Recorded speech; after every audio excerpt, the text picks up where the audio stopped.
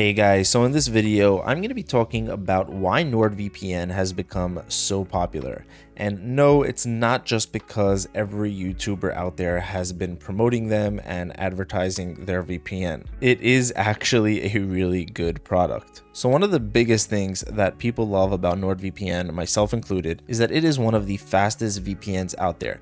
And that's because they use their NordLynx protocol. If you go to the settings, go to connection, and then the first thing VPN protocol, NordLynx, right? There's a few options. There's OpenVPN, which is a bit older and not as fast as NordLynx, but is more compatible across more networks because it's older. But NordLynx is the newer protocol that NordVPN designed themselves. And if you don't know, the protocol is basically like the messenger service between your VPN and the internet. So it basically carries and transfers everything that you're doing on your computer over to the VPN and over to the internet and back. So using a VPN protocol really affects your speed. And NordLynx is one of, if not maybe the fastest VPN protocol out there. So with Nord, you're going to get probably some of the fastest speeds of any VPN. And that's compared to some of the other top VPNs out there like Express or Surfshark. Another area where Nord comes out on top over these two other competitors is going to be in terms of countries that you can connect to. Express right now has 105 countries that you can connect to, whereas Surfshark has 100. And up until a little bit ago, NordVPN was far behind them with about 60-70 countries. But then a few months ago, NordVPN actually jumped up that number to 111 countries. So now they have more countries that you can connect to all over the world. All these blue dots that you're seeing, those are countries and servers that you can connect to. So let's say within, if I go here, right, and I show you within France, right? So you have this one over here in Jersey, Paris, Marseille, Monaco. Monaco might be its own little country, but whatever, we'll put that aside. But the you're gonna have a bunch of these different servers within these countries. Some countries you might have more, some you might have less, but there is a lot of different advantages to this. For example, just two of the main ones I'll point out here.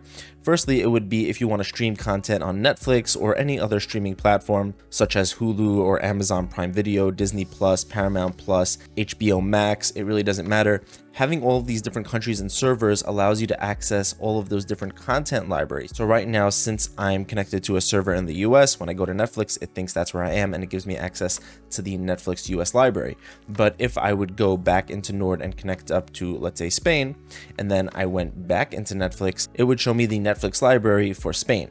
And the same thing would hold true for any of these countries here, that as long as Netflix is available in that country, right? And it's important to be able to have a decent amount of servers to choose from, because that way if there's ever an issue with one, if maybe Netflix decides to block a server or if one of them just stops working, you always have other options. Another area where having a lot of servers is important is if you're going to be gaming. So for example, Valorant or some other game where you want to be able to play on other servers. Maybe you're trying to play with friends because of the way Valorant has their different restrictions for their regions. You can only play with people in certain regions, or maybe it's because you want to try to get better or more stable ping. Then having more countries and servers to choose from is also something that you want to look for in a VPN, because that will be something that you're going to need if you're going to use a VPN in order to improve your gaming experience. So right now they are just ahead in terms of that area as well compared to some of the other top competitors. And lastly, there's the add-on features. They have a great selection of add-ons that it comes with included in the VPN. There's the threat protection, which is basically like a mini antivirus. There's web protection, which will protect you from scams, malware, and ads, and a bunch of other things. You can set them all here. There's DNS filtering. For the price that you're paying with NordVPN, this is a really nice perk. They also have file protection, vulnerability protection to make sure that your apps are secure. There's a file transfer where you can easily just send files between your phone and your computer. I really like that a lot. I've been using it recently just to get files between my phone and my computer. I find it to be really useful, and it is also very secure. And because you're doing it with a VPN and you know it's going to be secure. Speaking of security, of course, you want to use a VPN that has a no logs policy. And all three of these VPNs over here are going to have that. They all have a no logs policy. It happens to be that Express has the most, but NordVPN does keep up to date. For the past few years, every year they've released an audit from an outside company that has verified their no logs policy and shown that they really do not keep any user information local on their own servers. So you know that with them, you're getting a VPN that you can trust not to be keeping any of your personal information. Also, they're doing regular updates all the time, improving their VPN and improving their service. You can find all the information about those updates on their website and see everything that they're doing. So I feel like NordVPN is just really good at keeping everybody updated about what they're doing and working on their VPN, making sure that they're just continually giving a really solid product. So like I said in the beginning, I don't think that the reason Nord is so popular is because of their advertising campaign, their marketing campaign. I really truly think that this is a good VPN. And if you want to find out even more about it, you want to get a full in-depth review for Nord or for Express or Surfshark, then I'll be sure to leave links in the description where you can find out more about them. There will also be some discount links that will save you some extra money in case you want to try any of these out.